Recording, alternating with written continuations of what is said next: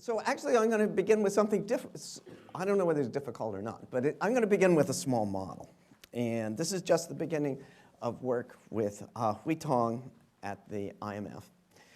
And that's going to do, what I'm going to do in these first maybe 20 minutes is to motivate what comes later. And that will just be the beginning of the session. Then the rest is going to be on the associated book that I'm writing with Bob Schiller. And that's meant to be a popular book. And there's two reasons for writing such a popular book. The first is that we're influenced, I think, more than we think by popular books, we economists. And the public and economists, we think we have the reason for writing this book is that we think that the public and economists have too great an acceptance of the view that whatever markets do is right. Of course, all of us economists would take into account the standard externalities, but that does not exhaust the reasons why markets yield bad outcomes. So what we're going to do is we're going to explore the notions that what markets do is that markets fish for fools. But then that leads to the second very general motivation. And that is there are rules about what can and what cannot be published in economics. And that leaves some holes. And there's some perfectly valid and important things to say, but there's no way to say them that would be acceptable in an economics journal. Let me give you an example. For example, quite a few economists thought that derivatives would lead to the current crisis.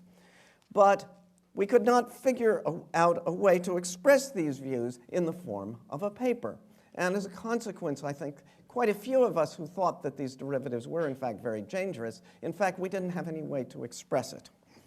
So I believe that phishing for fools is in fact one of those holes in economics. It's something, because we all know it. Actually, everybody here, I think, in this room knows about phishing for fools. But it cannot be published in journal form simply because we all know it. And because we all know it, then it, in fact, for some odd reason, it turns out it gets ignored. And because it was ignored, we, in fact, had the financial crisis, which is the central event of our, in probably the economic history of our times. Okay, so now I'm going to begin with this elementary model. And so you're going to have to put yourself into, I'm going to listen to an elementary model mode for a little while. So with this prefatory moment, let me begin. So the model is an extension of The Market for Lemons, which I wrote many years ago. And I'm going to review that paper here. I'm going to review actually not as it currently occurs in the textbooks, but actually in the original version, because the original version actually is going to be useful for what we do. So with a small change in that model, what we're going to find is we're going to find phishing for fools. That means that everything that I say later is not going to be just gibberish, that there's going to be a precise interpretation of what I mean. So let's begin with that original paper. So let me remind you. In that paper, there was asymmetric information. And buyers and sellers both had rational expectations. And then there were two questions in the paper. First question was, what were the consequences of the asymmetric information for the volume of trade? And the second question was, what were the consequences of the asymmetric information for welfare? So here's the original model. Okay. So first, let me describe the sellers. Okay, we're describing the sellers. So there are used cars, one. Two, those used cars differ in quality. Three, that quality is uniformly distributed between 0 and 2. So there's qualities, and the lowest quality is 0, and the highest quality is 2, and it's uniformly distributed. I want you to remember that because that's going to be important later. All of the used cars are initially owned by the sellers. And what the sellers do is they get $1 worth of utility from one quality unit of used cars. Now remember, the sellers know the quality of their used car, but the buyers do not know the quality. So now let me describe the buyers. Okay? So they're potential buyers of used cars, and those potential buyers get $0.3 worth of utility from one quality unit of used car. And the buyers have rational expectations about the distribution of quality of used cars that are going to be sold. So that's the model. Okay? That's sort of traditional economics. Just to be clear about that, I'll just remind you, so this is the utility function, and the top is the utility of sellers, and the sellers care about goods, which are denoted M, and they also care about XI, and XI is the quality of the ith car that they buy. And as you can see, this is the reason for putting this up. The sellers value a quality unit of used car at 1, okay? So that's, and then we can say the similar thing about buyers. Buyers care about goods, which are M, and then they value a quality unit of used car at 3/2. And that's that coefficient of 3/2.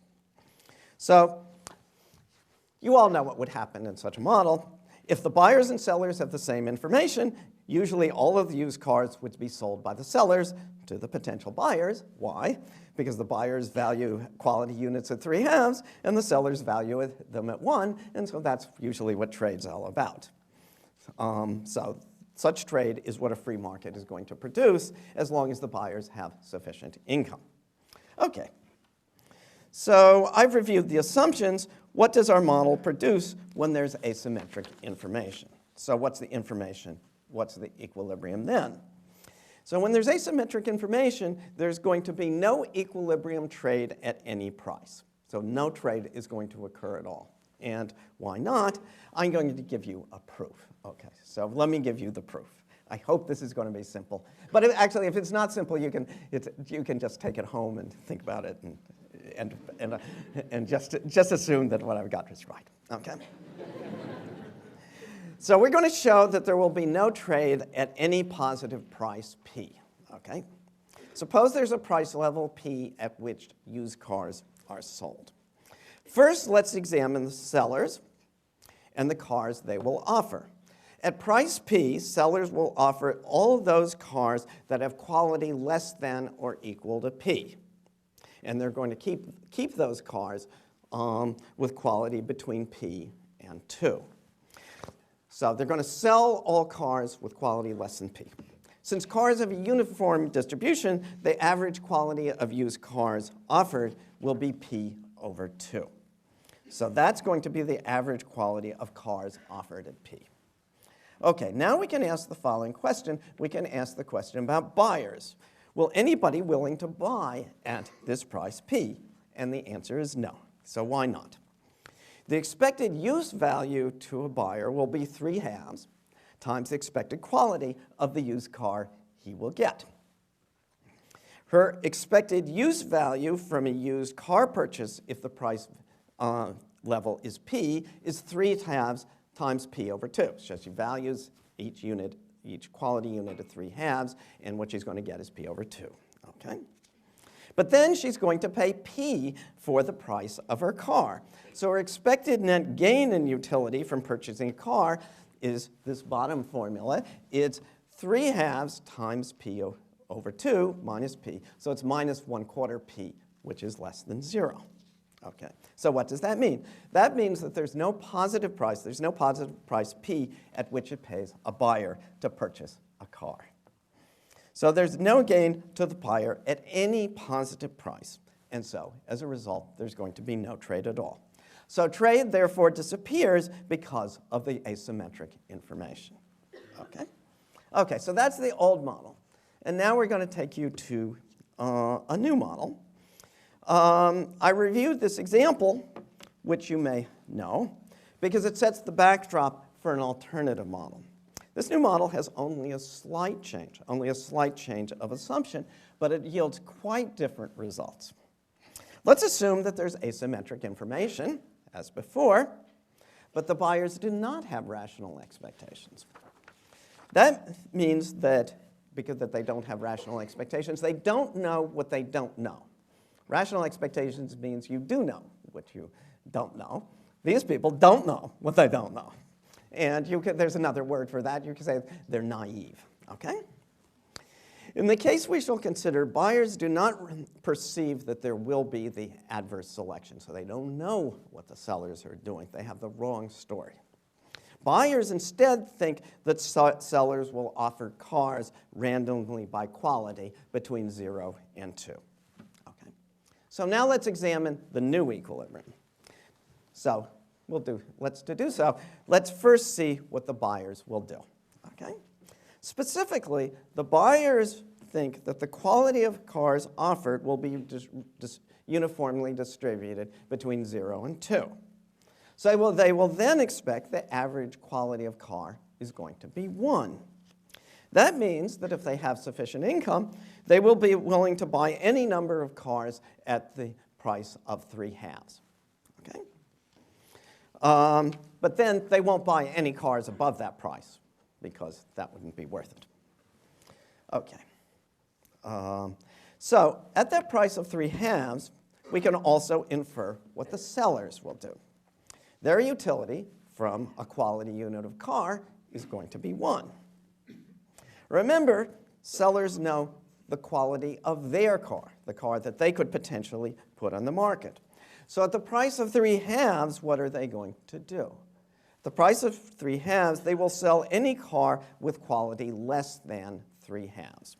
And correspondingly, they're going to keep any car with quality between 3 halves and 2. So the switch from rational expectations to naivete is going to make a difference.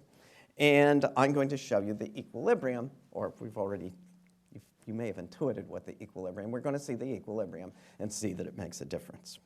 Okay, so now let's talk about the equilibrium. The equilibrium where supply equals demand is at the price of 3 halves. So, and in this equilibrium, all cars between 0 and 3 halves are going to be offered for sale. Okay? So remember, in the model with rational expectations, trade disappeared. Now in the new model, what has happened? With naivete, trade has now reappeared. But there's also a major difference in terms of the welfare. So remember, in the old market for lemons with rational expectations, the potential buyers did not trade.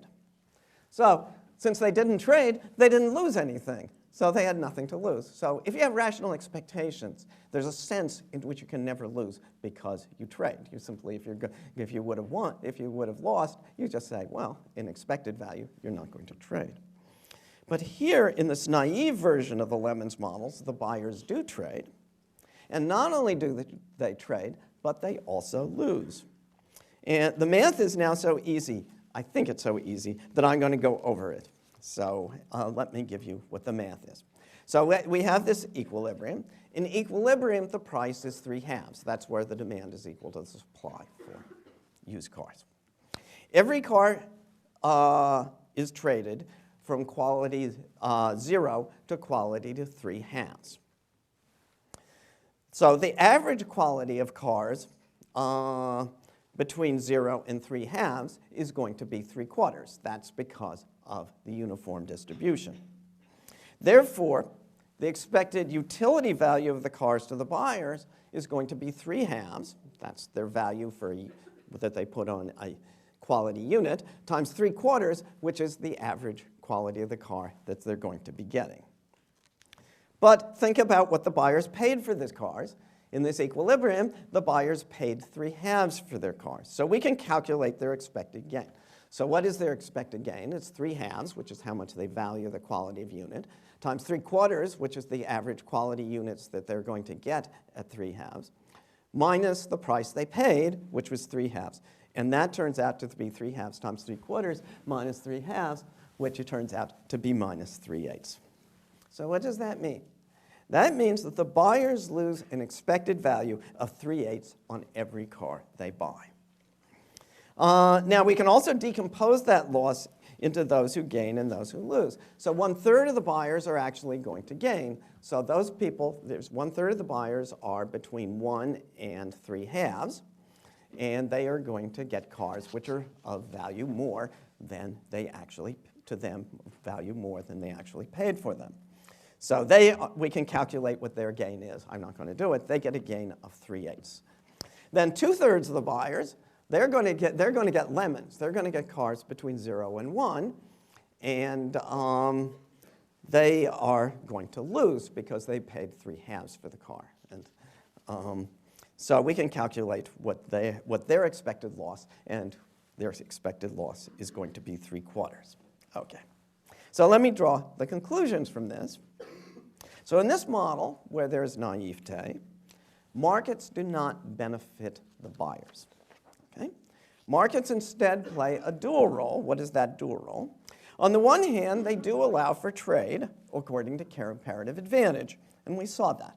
We saw that because the buyers who get a car of quality between 1 and 3/2, those people, well, they were lucky and they actually gain.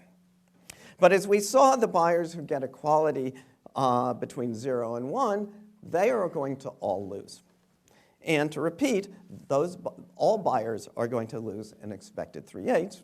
They lose an expected 3/8 per car that they buy. So what does this show? What's the conclusion we're supposed to draw? It shows in a very simple example, something that we all know, something that everyone here in this room knows. It shows that markets serve two purposes. They serve a positive purpose of letting people trade according to comparative advantage, but it also shows that if people are naive, markets will take advantage of them. Okay? Because of their naivete, they will suffer a loss of welfare. So this small mathematical example then serves as an introduction to the lecture. It's the basic theory behind Phishing for Fools. So I've given you this model as motivation, and it's going to underlie everything that follows. So this is both an early trial run of the work that Hui and I are doing, and the book that I'm trying to write with Bob. So there are going to be no more mathematical models. We now switch into popular mode, and we'll tell you what the meaning of this is. So I'm going to hope to show you that there are many important lessons from this model. Okay, so now we switch into a different mode. Okay. So, almost a law of nature. It's almost a law of nature. From nuclear generators to chainsaws, our most powerful tools are also the most dangerous. Every knife, this is true actually of every knife is a two-edged sword. So let's think about the most powerful tool. The world's most powerful social and economic tool is the free global market. Okay? It enables the world's adults to trade with one another. So worldwide, there's some 25 quinquillion possible pairs of buyers and sellers. And a quinquillion happens to be a big number. In fact, it might take you some time to count how many zeros there are in there. I think there are 18 if you count right. Okay. So the selection that this huge amount of choice affords to both buyers and sellers makes us all better off. So that's just the beginning of the power of free markets. Okay. So this is what you'd hear from, let's say, Adam Smith or Milton Friedman, so about the power of markets. But then actually markets are really powerful for another reason. Okay. They're really beneficial. So why? Because anyone with an idea regarding how they can offer a better deal quite possibly can make a profit on it. Such ideas are then going to be selectively sought out and then adopted. So if you think about it, over the course of the last century, if each one of us had only one such idea once a month, then 4 trillion new ideas would have been generated. And then the selective adoption of the best of these new ideas, as allowed by the free market, that has powerful effect. So over our lifetimes, over your lifetimes, you're going to see a lot of change. Mainly because these new ideas, our standard of living will go up something like 6-fold over our lifetime. So I'm just going to give you an example of that. So if we go to the United States, in the United States, our older retirees, those who are over the age of 80, were born in a country that was poorer than present-day Mexico. And so the United States in 1929 was at the same level of GDP as Mexico is today. Okay, so markets are powerful, all right? Now we think about something else. So markets are capable of such power for good because they allow for so much positive selection. But then they can also allow a great deal of harm because they also allow negative selection. So not all of those 4 trillion ideas are good for you and good for me. Some of them are good for you, but they may be bad for me. So some of them are good for you and bad for me.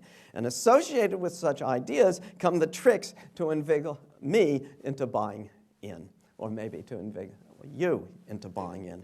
So free markets do not just produce good for me, good for you. They produce good for you, bad for me, and vice versa. Okay, so here's a general point. So free markets not only produce this good, they also systematically aim for our weak spots. They seek out and take aim for our emotional or cognitive weaknesses. They seek to block our channels of information and then take advantage of those weaknesses.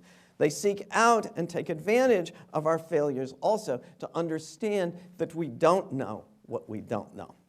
So what does that mean? It means that markets enable phishing for fools. Okay. So what is a fool with a PH? Okay. So fool is a new word. Such a word should already exist in English, but it does not. In standard English, according to its first dictionary definition, a fool with an F is a stupid or silly person. So I think actually this reflects a deep philosophical mistake. And we should think about this whenever we use the word fool. It's perfectly possible, we all know, to make an error, but still be quite rational and quite intelligent. So you can make a perfectly intelligent decision, one that would be naturally and easily made by an intelligent person, and yet it can still make a mistake. A person who makes such a mistake, by our definition, is not a fool with an F. He is instead a fool with a PH. Okay, so that takes us to phishing. Okay. So phish is a recent word, and it's computerese, but we're going to use it with a much broader meaning. Free markets open us up to be fools with a PH. They open us up to those who seek to influence us to do what they want, but that's not necessarily good for ourselves. They allow others, in other words, to be phished. So we live in a world where some 5 billion adults can phish us for being a fool. So we've intentionally opened us up to such exploitation because of the obvious advantages. But then we must also think about the other side of this bargain. So phishing for fools probably has relatively little bad effects on us when we're aware of it. So the example of phishing on the computer, that serves us well here. Occasionally, one or another of us gets hooked on a phish. So they're actually estimates. I don't think these estimates mean very much, but there are estimates for the United States, and they range from something like 0.6 million to 3.6 million per year of people who get phished. Okay? So that presumably is enough to keep the phishers in business. But compared to, say, the number and the cost of auto accidents, that's something that's relatively minor. Why is it minor? Because we know about computer phishing and we guard against it. So it probably turns out to be a minor nuisance. Okay? But what happens if we ignore the phish? So what would happen if we did not know about the phish? What would happen if we denied it because that was part of our constitutional psychological makeup? If we said, no, people wouldn't do anything like that to me. I'm a nice, innocent person, and people don't treat me that way. Or if we denied it because we had been sold a bad bit of intellectual goods, which said, for example, that free markets, like the internet, always invariably give us what we want. They give us what we want because we are free to choose. Then phishing could have a major impact. So let me give you 3 examples. Okay, so health. So this comes from the United States. Most of my examples come from the United States. But, in the United States, 3/4 of all adults are overweight. That's really remarkable when you think that all adults are, they're not just older people, they're younger people too who tend not to have put on weight. So 3/4 are overweight. More than that, 1/3 of the population is not just overweight, but obese. So we can ask about the market. Does the market help us with this problem? And the answer is, yes, it helps us a little. So we can go to something called Weight Watchers, or we can drink Diet Coke, or we might even drink Diet Pepsi, or if we don't like that, we can eat vegetables. And that's some help for all of us who are concerned about our weight. Okay, but if you go to any large shopping mall in the United States, any place in the country, then they're going to have the smell of something called Cinnabons. How many people know what a Cinnabon is here? Okay, so some people, but you can picture what a Cinnabon is. So a Cinnabon is a bun that is very sticky and just full of cinnamon and just totally full of sugar. They're actually, I used to eat them, but then I decided they contain 1,000 calories, and Now the amazing thing about the mall is when you're near the Cinnabon stall, you know it. Why do you know it? Because they are not shy about letting the smell of those Cinnabons waft out. They waft out all over that area of the mall. And that, of course, is intentional. They want that smell to waft out over the mall because all of us obese people, we simply are like the moths that are being attracted to this pheromone. So we go and we buy those cinnamon and we eat it up. And now the thing is, cinnamons are sort of fun. But what is this doing? It's doing a fish for fools. And here is the serious consequences. You would have thought the United States a pretty rich country, and by 1970 there was not a huge amount of malnourishment in the country, although there was some. But between 1970 and 2003, the U.S. daily food calorie intake increased by 23.4%. So you think that's a lot for a population that you think was already pretty well fed. 480 of the 523 calorie increase was in unhealthy foods. They were in fats and oils and grains and sugar and sweeteners. And so Cinnabon is only one example, but it's a metaphor. It's a metaphor what the market's doing. It's a metaphor for the temptations that the market is simply putting in our path, and then somehow we smell the Cinnabons and, well, we go and we eat one. Okay, so let me give you 2 more examples. So people save too little because they're constantly tempted. So that's one example, and we're going to come back to that in more detail. And then example 3 is the Great Recession. The Great Recession, as we're going to discuss, at least briefly, was caused by phishing for fools, and we're going to come back to that in some detail. So general consequences, general message. So we've cited just 3 examples of the consequences of phishing for fools and the perils we run if we ignore it. The book is going to explore these examples in much more detail, and then many others. Okay, so I'm going through this early drafts of the book, where we are. I'm going to skip the next chapter, which describes the advantages of the fishers and the weaknesses of the fools. So why, in fact, even though we're very smart, sometimes the fishers are able to take advantage of us. Okay, the next chapter beyond that is about regulation. So there's some people who are saying that we should not have regulation, that we should simply deregulate everything. Now, of course, sometimes they're right. Sometimes regulations are bad. Sometimes they're too complex, and sometimes they're not helpful. But there are those people who say we just simply shouldn't have any regulation at all. This is very popular in the United States, and so it's a popular argument in the US. So this chapter describes the history leading up to the United States Meat Inspection Act of 1906 and the Pure Food and Drugs Act of 1906. And the history allows us to see a world, it allows us to see a world in which there was a great deal of fishing for fools and almost no regulation against us. And so I'm going to summarize this in just 2 pictures, okay? So the first picture is the label for Swaim's Panacea. I think you can see that. So the guy there with the bat, that guy is Hercules. And so if you were sick, who would you want on your side? At least in 1850, what you would want is Hercules, and he has this bat, and he is going after the Gorgon with his what is causing people's illness. And there was a problem with this medicine, and that was it contained mercury, and it killed people. But of course, they had Hercules on their side, but I don't think it was enough. Okay.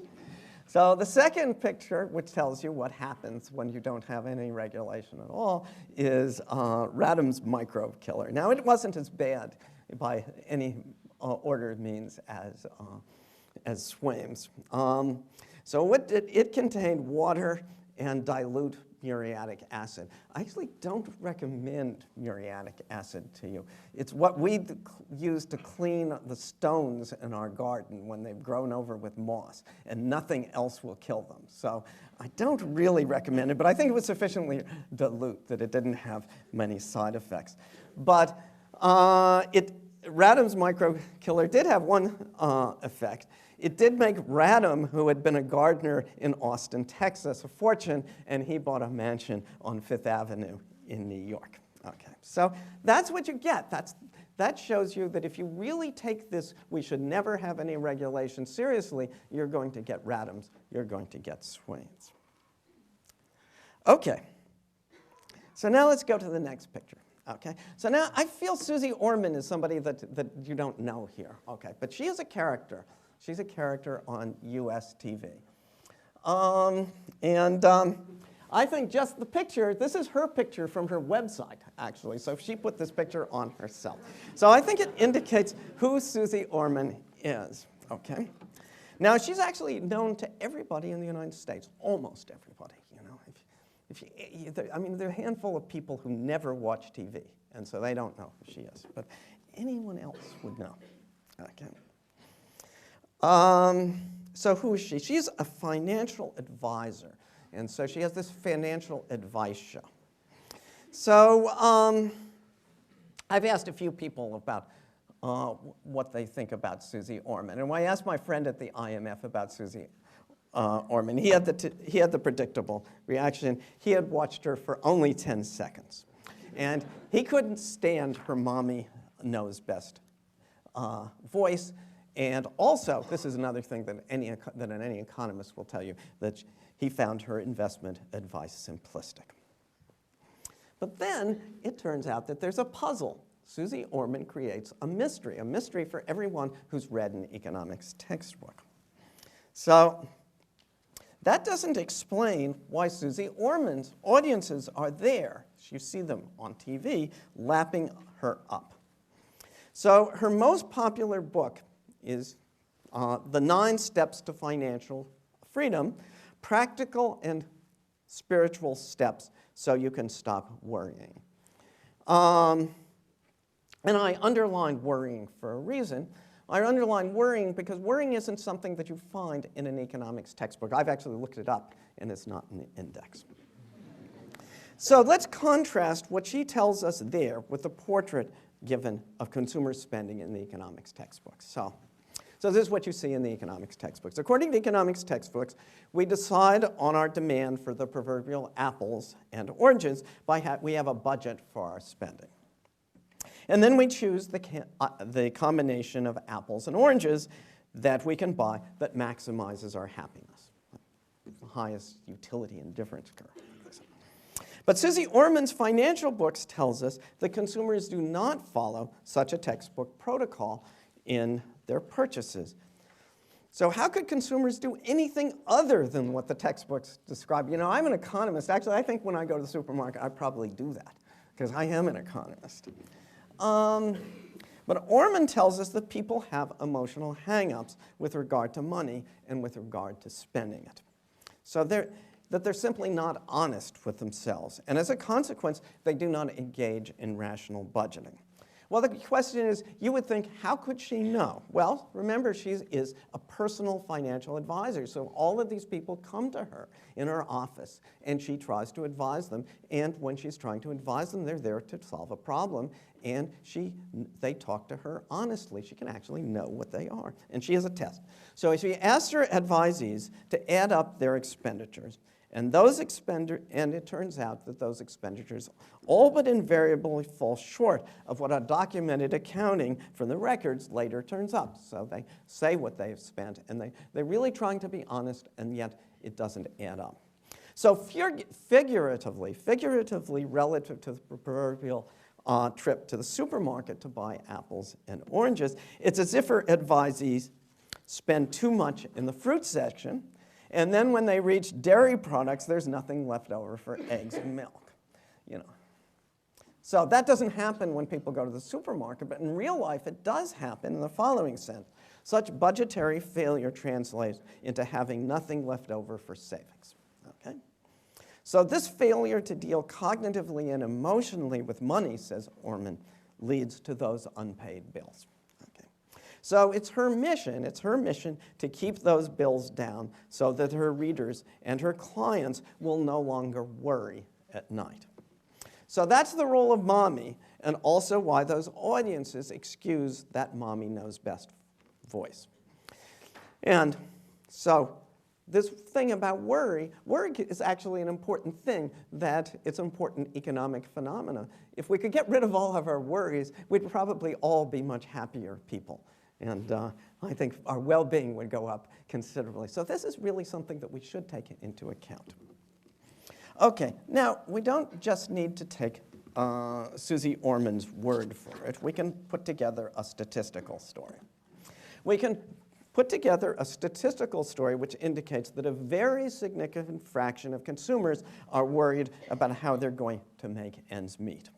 So now I'm going to give you a statistical portrait that indicates that there's some merit to Orman's arguments. It isn't just something that you see on the TV show. It's something that you actually see in real life.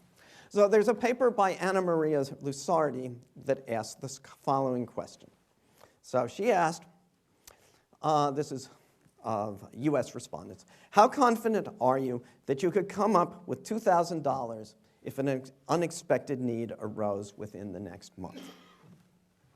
So the reply was almost 50% of US respondents replied either that they could not or they probably could not come up with the needed $2,000 if a real need arose. Now I think actually the people weren't using their imagination. They probably can go, 70% of people hold credit cards, so they could probably go to their credit cards. If they can't go to their credit cards, they probably can go to their parents or to their children or to friends or various things.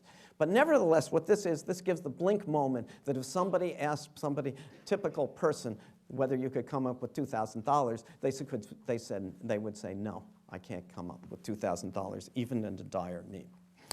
So we see this further. The same difficulties regarding finances can be gleaned from the survey of consumer finance. According to 2004, according to the standard survey sources, which is from the Federal Reserve, the bottom half of all households had an average net worth of less than $23,000. Okay. Of that, a rough accounting indicates an average about $10,000 in financial assets, but of course most of those financial assets can't be used because they're in some kind of savings fund for retirement that is not fungible or not liquid. Divorce statistics give a similar picture of divorcing couples. So Lenore Weitzman looked at past data on divorcing couples in the United States. And these are actually she looked at the richer ones because these were the people who went through court hearings. And so, and what she found was that their average value of assets was less than $25,000 in inflation-adjusted dollars. So she did it a long time ago, it was less than $10,000 then. It's worth less than 25,000 now. We get a similar picture from data on expenditures relative to payday.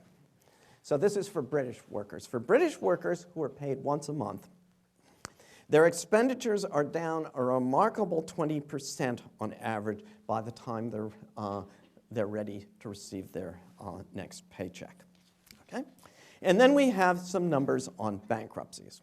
So I did some calculations for the United States as to the probability that somebody would go bankrupt over the course of their lifetime. So by my calculation, there's something like a 20 to 25% chance that a US citizen is going to go bankrupt over the course of their lifetime. And bankruptcy is supposed to be very unpleasant. So, you know, you can go into bankruptcy, but it's supposed, actually I talked a week ago, 3 days ago, of somebody who thinks he's going into bankruptcy. He's doing absolutely everything possible to avoid it. And it's very unpleasant. So, okay, so bankruptcy is really serious. So this poses a problem, okay? The Susie Orman view of the world suggests that people are spending too much and they're worried as a result. And that leads to the question, why? And then there's another perspective. So let me give you another perspective on it. So back in 1930, Keynes wrote a short essay on what life would be like for our grandchildren, which was, in his view, 100 years later. So we're almost there, it'll be here in 18 years, I guess. So in one respect, Keynes was totally correct. So he predicted that real income would be some 8 times higher. So far, this is for the United States, not for Britain. In the United States, income has increased 6 times, and at the rate of 2% growth per year, which is what we had. He's right on target for 2030. It's really a great prediction. But then there's another respect in which Keynes was totally off the mark. So he did not predict that the grandchildren would be going to bed worried about their next shilling. Instead, he said that they were worrying about how to use their surfeit of leisure. He said that there would be a problem that the work week would fall to 15 hours. So Keynes failed to predict the housewife that was exhausted from the first and the second shift. But the perspective of our book, and also of Susie Orman, gives the reason for this. So let's talk about the answer to the puzzle. Okay. So in the United States and elsewhere, the goal of almost every business person is to get you to spend your money. Isn't that true? I mean, how can you be a business person and not want the people to come out and spend their money? So life is simply a proverbial trip to a parking lot in which you're constantly passing spaces that are left open for the disabled. So life in a capitalist economy, it's simply a continual temptation. So just think about it. Walk down any city street. The shop windows are literally there. They're literally there to make you come in and want to buy. That's what they are arranged that way. It wouldn't make sense for them not to be arranged that way. So there's even a song, I don't know if you know this song, but I think you probably do, since you knew a lot of the things last night. So there's a song, do you know this? How much is that dog in the window? You know that song? So, the one with the waggly tail? Do people, you know that? That's an American song? Okay, so I just sang it for you. Okay, so this young woman, she's passing the shop, and she sees maybe they don't do that here. They have these little doggies in the window. Do you do that here? So the pet shop, they have the dogs in the window, and she says, and so she sees, she wrote a lovely song about how much is the dog in the window. Now the remarkable thing about this is, not only was she so tempted to go in and buy that doggie, she was going to do something more. She was going to go to California. And she was going to skip off to California and leave that doggie with her boyfriend. So anyway, that's an example. But the thing is, that's just an example of capitalism. It tempts us. It's aimed there to tempt us. So in the shopping mall, one does not literally walk down the street looking in the windows, but the temptation's there asking you to buy. In the supermarket, the temptation is there on every side of the aisle.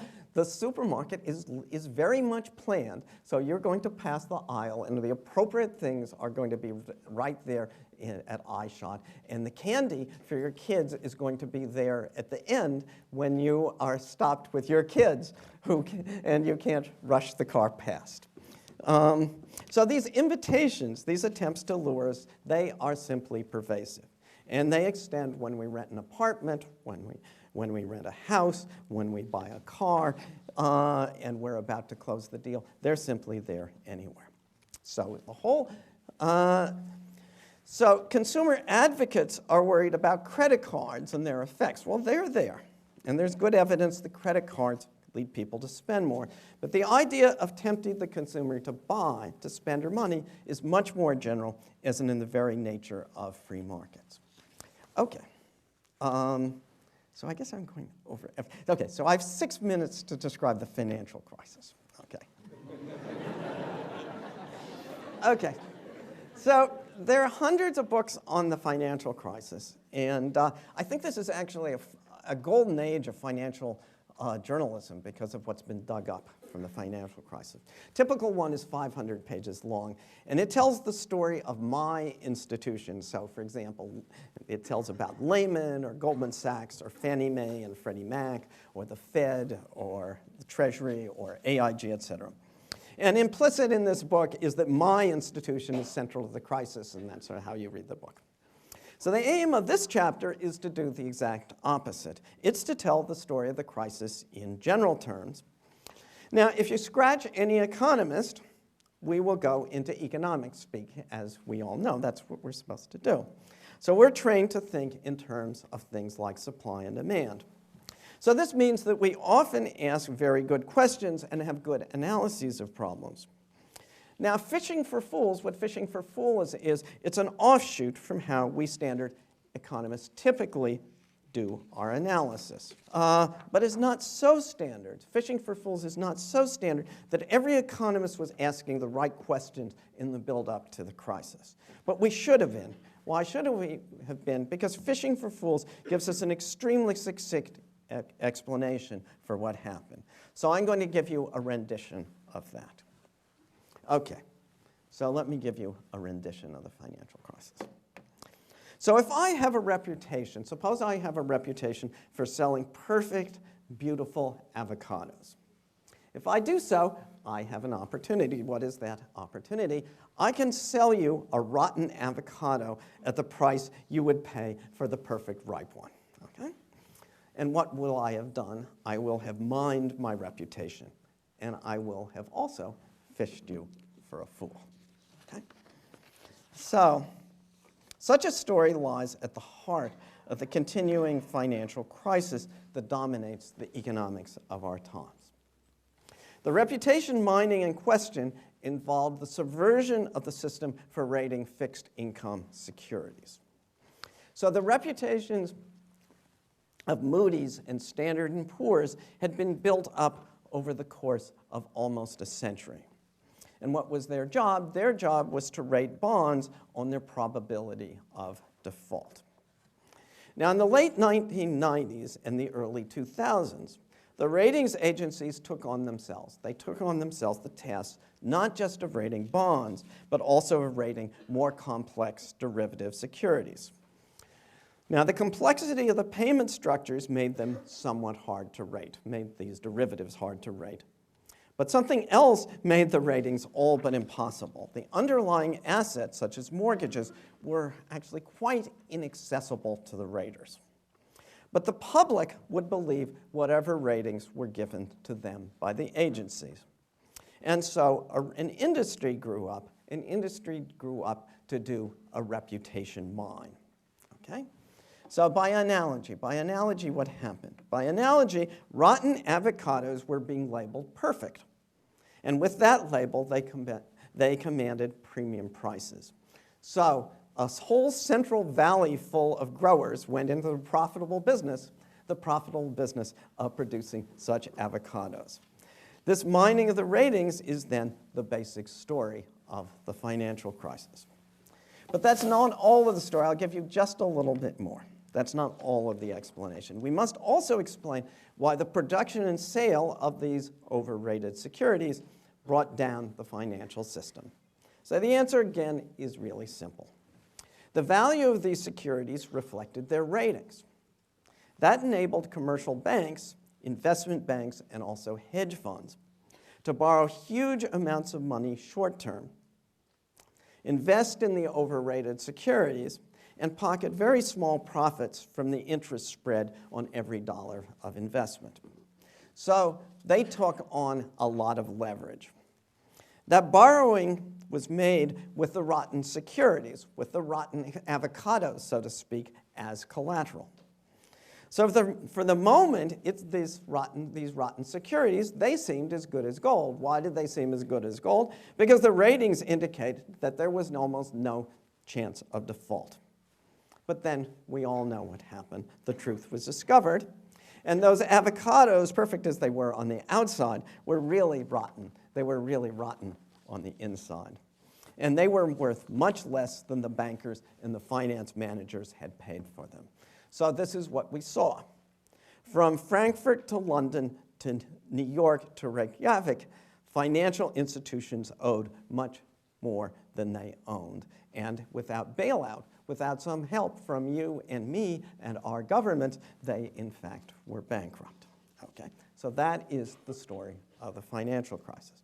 So how does this translate into the chapter? The chapter gives then the historical answer to 4 different questions. First of all, how had the rating agencies initially established their reputation, and why was that the equilibrium? What then changed? What then changed, making it more profitable to mine that reputation than to keep it too? 3, why were the buyers of those rotten securities so naive? And then 4, why was the financial system so vulnerable to the discovery that the assets were rotten? So that's the story of the financial crisis. It's really very easy economics. Actually, so easy economics, as I said at the very beginning, that no one really bothered to think about it and answer it because everybody would have been presumed to know all of this in the very beginning. Okay? So let me just give you an outline for the rest of the book. So I'm going to talk about looting and the savings and loan crisis, mortgages and credit cards, the FDA, Iceland. We're talking about lobbying.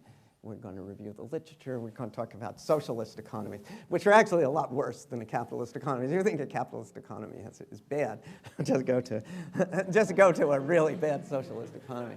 And then there's going to be a conclusion. So let me give you a conclusion. So that gives you a sample of the book.